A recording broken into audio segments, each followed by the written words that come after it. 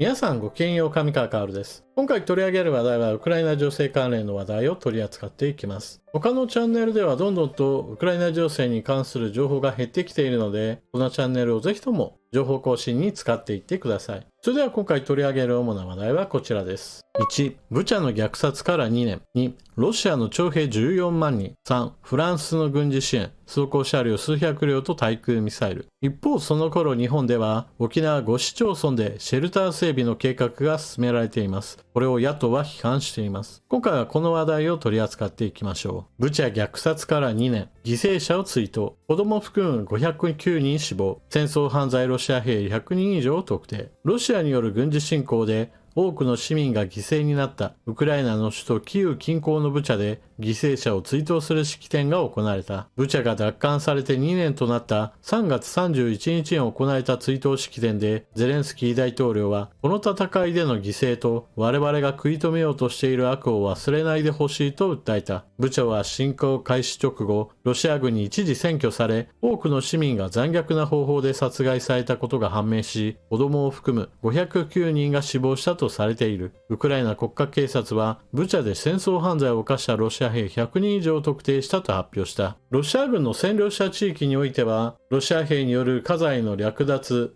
住民に対する暴行、強姦、殺人、拷問など様々なことが行われました。しかしこれらはウクライナ軍が奪還を果たしたことによって明るみに出ました。もしもウクライナ軍が奪還することができなかった場合、このような戦争犯罪は全て明るみに出ることもなく、誰がやったかも当然のようにわからないまま、そして犠牲者が誰なのか、どれほどの被害が拡大したのか、何一つわからないまま闇に葬られたでしょう。実際このような事例は東部ハルキウ州における領土奪還を果たした際にも全く同じような事例が次々と発覚しています。施設の一角が拷問部屋として使われていたことが発覚したり、ロシア軍の占領に反抗的な住民たちが殺害され、墓地に葬られる人たちが続出した例なども報告されています。しかし、私たちが見つめなければならないのはロシア軍のそうした残虐性とともに、もう一つ無視してはならないことがあります。そのような戦争犯罪を行っているロシア軍を止める手立てというのが、実際問題、話し合いでは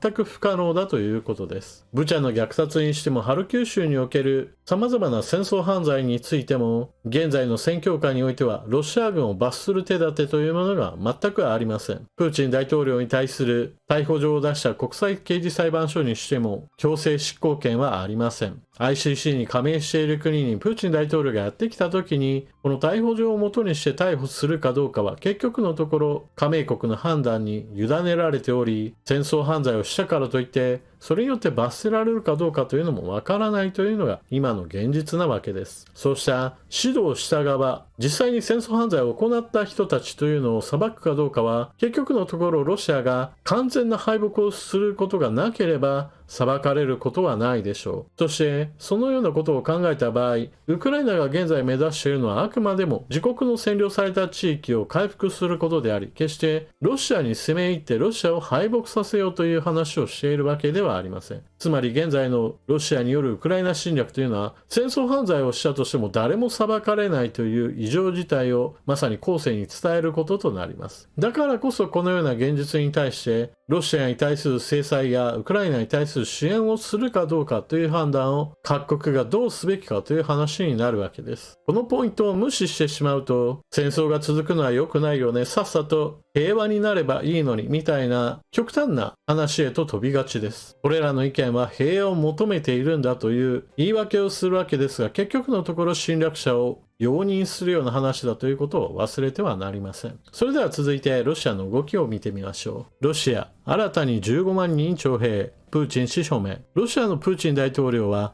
新たに15万人を徴兵する大統領令に署名した。定期的な徴兵は春と秋の2回行われていて、今回は4月1日から7月15日までに15万人を徴兵するという。対象は18歳から30歳までのロシア国民で、28歳以上が対象となるのは2024年1月に年齢の上限が27歳から30歳に引き上げられてから初めて。なお、ここでのポイントなのですが、徴兵で集められた者たちは戦場へ投入されるわけではありません。ロシアにおける徴兵では、まずは軍事的な基礎訓練を行うのが目的であって、すぐさま戦場に投入することではありません。しかし、この15万人の徴兵、まさにこの人たちが訓練が終わった後には、積極的に軍隊へと誘導されていきます。まず第一に行われるのが、訓練直後の軍への志願兵としての導入です。これは何も今回だけの話ではなく、2022年の段階から行われていた話で、徴兵期間中の者たちに対して軍に志願して入りましたという同意書を取り付ける形で続々と兵士たちを引っ張ってきたという話があります。2023年も同様でしたし、2024年においても同じことが行われるでしょう。そしてたとえその場において軍への志願を署名しなかった者たちに対しても、結局のところ君たちはもう徴兵において訓練が終わったんだということから、次は招集令状がかかるわけです。プーチン大統領が現在の侵略戦争をやめる気がない以上、これらの人たちは今は戦場には送られないだけで、いずれは送られる存在だと言えるでしょう。なお戦場では常に新しい兵士たちが求められています。ウクライナ軍が撤退したアウディウイカ周辺においては、現在でもなお激しい戦闘が行われています。こちらの映像はロシア軍の戦闘車両がかなり集まって攻撃をしてきたところをウクライナ軍が迎撃死しているところです。映像があることからもわかるように、いつものようにロシア軍の行動をドローンにおいて観察し、これに対する迎撃戦闘を行っています。攻撃の跡が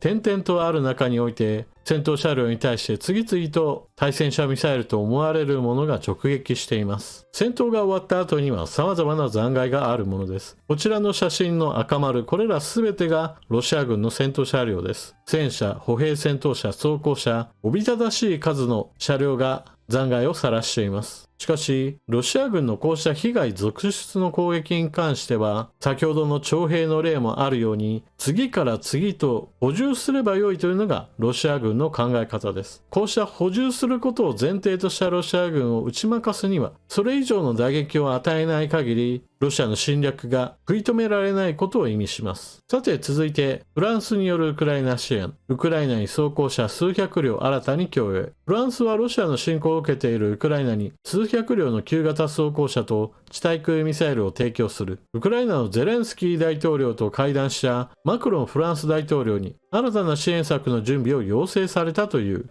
国防大臣は、ウクライナ軍は非常に長い前線を防衛しなければならず、それには装甲車が必要だ。装甲車は部隊の機動性に不可欠であり、ウクライナが要望していたと述べた。来年初めまでに数百両の装輪式装甲変異輸送車を提供することを検討していると述べた。フランス軍は1970年代後半に運用を開始した数千両の VAB 装甲車を新型のマルチロール変異輸送車に徐々に置き換えている。左の写真が装甲車の姿です。これまで現役だったものも、今まさに更新の時期であり、旧型となったものをどんどんと提供しようというわけです。ウクライナは各国から装甲変異輸送車なども受け取っており、現地ではこのような加工が行われています。ロシア軍も様々なドローンを使用することから、ドローン対策としての鉄柵などが付けられるのです。国防大臣によると、その他に、すでにウクライナに提供された対空ミサイル、サンプティ用の地対空ミサイル、アスター30を新たに提供すると述べた。アスター30は射程120キロで戦闘機、無人機、巡航ミサイルを迎撃することができる。ウクライナに提供されている防空兵器は様々あるわけですが、その頂点としてはアメリカ製のパトリオットミサイルシステムがあるでしょう。ただそれに準ずる性能があるとされており、射程120キロもあればかなりの広範囲を守ることができます。現在ロシア空軍の滑空爆弾が前線に対する圧力を強めていますから、これらの攻撃を抑制する効果を期待できるでしょう。もちろん数が多ければ多いほど抑制だけではなく実際に撃墜することも事例として増えてくるはずです。最後に海外の情勢と合わせて日本の話も少ししておきましょう。日本はロシアによる侵略を受けているわけではありませんが、北方領土は占領されたままです。そして新たな戦線が生まれようとしていることは注意しなければなりません。政府、シェルターの整備方針決定、沖縄の5市町村に新施設。有事に備え、政府は住民を守るシェルターの整備方針を決めました。沖縄の5つの市町村に堅牢な構造の新たな施設を作るほか、全国に5万カ所以上ある一時的な避難施設もシェルターと位置づけ、設備の拡充を検討するとしています。整備方針では、いわゆる台湾有事なども念頭に、近接する沖縄の先島諸島の住民を守る対策を強化する必要があるとして、石垣市、宮古島市、与那国町、竹富町、多良間村の5つの市町村に特定臨時避難施設とする新たなシェルターを作るとしています。特定臨時避難施設はミサイルの爆風にも耐えられるよう外壁の厚さが30センチ以上ある鉄筋コンクリートの堅牢な構造にし、国の財政支援を受けた自治体が公共施設などの地下に設けるとしています。また、避難者1人当たり2平方メートルほどのスペースを確保し、備蓄倉庫や電気通信設備なども備え、2週間程度は身を寄せられる環境を整える計画です。一方、有事への対応をめぐり、政府は全国の頑丈な建物など5万6000カ所以上を緊急一時避難施設に指定してきていますが、これらもシェルターに位置づけ、設備の拡充を検討するとしています。政府は自治体などとも連携し、整備方針の具体化を進める考えです。沖縄県石垣市の中山市長は、市役所で記者団に対し、有事が起こった際は、全島民を避難させる想定だが、航空機、船舶などで避難させるのに時間がかかるので、間に合わなかった場合や、最終的に残る市の職員や消防、警察などの担当者が万が一逃げ切れない場合に避難する場所が必要で、最低限必要なシェルターは早急に作る必要があると述べました。このニュースに対する共産党参議院議員の発言、有事を煽り、不可能な避難を演出するのではなく、対話による平和構築の道筋を示すべきだと述べています。ウクライナの戦場では様々な教訓を得ることができます。それらはいわゆる机上の空論とは違って、実際に何が起きて、何が問題で、そしてどのような現実が発生しているかなどを全て私たちはまざまざと見せつけられていることです。戦争犯罪が実際に起こっているにもかかわらず、その戦争犯罪を実行した者も指導した者も一切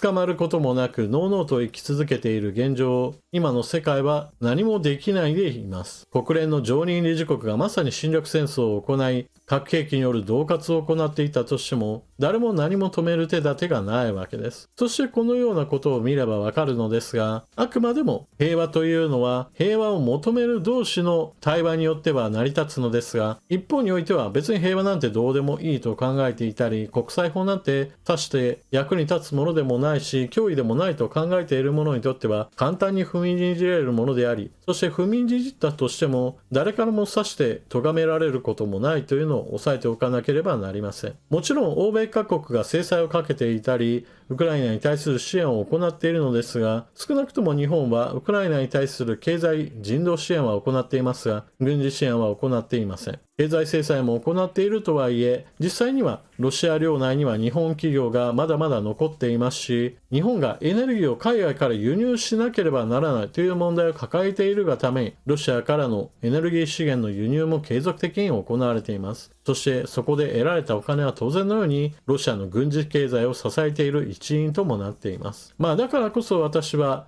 ウクライナに対しては軍事支援を行ってロシアによる侵略に少しでも打撃を与えるべきだと皆さんには訴えているわけですが、じゃあこの意見が国民の大多数かといえばそうではありません。日本においてはそうした軍事支援をすべきという話はむしろ拒否感を持つ人たちがたくさんいます。今回ご紹介した最後の話、台湾有事が発生した場合においては日本有事へと発展する可能性があることから住民を守らなければならないとしてシェルターを整備する話が出てきました。しかしそれに反対する共産党のような存在は何も珍しいものではありません。自称市民団体となる共産党以外の集団にしてもこうした動きに反対する動きを見せているのはそれなりの数見ることができます。これらの人たちはまずは外交努力さえすれば何とでもなるという外交万能論というものを持ち出してくるわけですが、少なくともそのような話が全くの机上の空論に過ぎないことはプーチン大統領が示しているでしょう。プーチン大統領がウクライナはネオナチ政権であり、そしてウクライナを侵略することはあくまでも戦争ではないし特別軍事作戦に過ぎないと述べて自分たちの行動を正当化しているわけで、それに対するノーを突きつけた欧米各国の首脳らの話し合いには全く耳を貸さなかったわけです。フランスのマクロン大統領が侵攻直前において1日6時間7時間ずっと話し合ってこのような侵略行為をやめるように説得し続けたわけですが、結局のところプーチン大統領は自説を曲げることは一切ありませんでした。ましてやこの共産党の外交努力さえすればみたいな姿勢ははっきり言って論理矛盾を抱えています。なぜならば彼ら自身が日本政府を全く信用していないからです。例えば話し合いが通用するという前提は何でしょうか。とても影響力の強い指導者が言えば相手国もきっと耳を貸してくれるに違いないというような前提があるとするならば、彼らの行動は全く真逆だと言えます。日本国政府や日本の指導者に対してはこんなひどい指導者はいないと常々口にしていて、全く国際的な評価がないし、日本国内における指導力もないし、このような人物は日本の未来にとって全く役に立たない、変えるべきだという話をしているわけです。そのような国内においてもケチョンケチョンに言われるような指導者が果たして海外の指導者、特に侵略を考えている人に対して何らかの影響を与えることができるのでしょうか。はっきり言って不可能です。全く影響力を及ぼすことのできない話し合いなどというのは花から存在しないも同然だと言えるでしょう。だからこそ現実問題として話し合いが無力であることを前提として、じゃあどのようにして抑止力を得るか、そして抑止力をさらに無視して相手が行動してきた時にはどのような対応できるか、その対応能力を今から事前に持っておくことが求められているわけです。日本の周辺国家には侵略行為を全く躊躇なく行えた国として今まさに現代でロシアが行動中であり、それに倣う形での次なる行動として中国の名前を挙げざるを得ません。中国は日本がずっと長い間防衛費を全く変えない中においても確実に右肩上がりの軍拡を進めてきました。これに伴って装備品は着実に更新されていき、他国を攻撃し打撃を与えるには十分な量の核兵器と長距離兵器を確保しつつあります。日本の場合だと核兵器を持つことはできない以上、通常戦力を今からでも必要なものを揃えておく必要があるでしょう。安倍政権下においては、安倍さん自身は非常に防衛意識が高いことを表明はしていましたが、予算についてはほとんど変わりませんでした。実際にお金がない以上、一部の装備品を更新するのがやっとで、様々なところに行き届かない面がありました。シェルターの整備などもそうですし、戦闘機類などの格納庫、ミサイル攻撃などに対する防御施設など足りないもの、そして継戦能力のなさといった問題は今でも引きずり続けている問題です。ロシア軍が民間人を殺害して回っていたとしても、それらを止める手立てがなかったという現実を受け入れれば、少なくともシェルターを建設するといった行動は前に推し進めるべきだという結論の方がよほど現実的な話だと私は思います。今の日本、そしてこれからの日本のことを考えると、机上の空論に立った平和主義ではなく、現実で何が起きてどのような対応しなければならないかという現実に即した政策というものが必要でしょう。耳障りのいいだけの話し合いすればなんとかなるというような概念だけの平和主義は残念ながら今の現状に合わないというのを多くの日本国民が知るべきでしょう。というわけで今回の動画はここまで。最後までご視聴いただきありがとうございました。気候が暖かくなってきたことにより、久しぶりにポロシャツでの撮影をしたのですが、どうも真っ黒という服が今のパソコンの設定だとどうも色飛びを呼んでしまうようで、なんかチラチラと撮影時に顔が真っ白になるなんていう現象も起こっているようですが、これの問題はちょっと調整すればなんとかなるでしょう。次回には治っているかと思います。そしてあっという間に1月、2月、3月が終わったわけで、こうやってちょっと油断すると1年の何分の1かが一瞬にして終わってしまうわけですから、月日が経つのは早いなというのを実感してしまいます。それでは動画最後までご視聴いただきありがとうございました。チャンネル登録していない方はぜひともチャンネル登録していってください。そして動画を見終わったら評価ボタンのクリックとあなたの感想コメント、また役に立ったなと思える動画であれば、ぜひともスーパーチャットのご利用もよろしくお願いします。それでは次の動画でまたお目にかかりましょう。またね。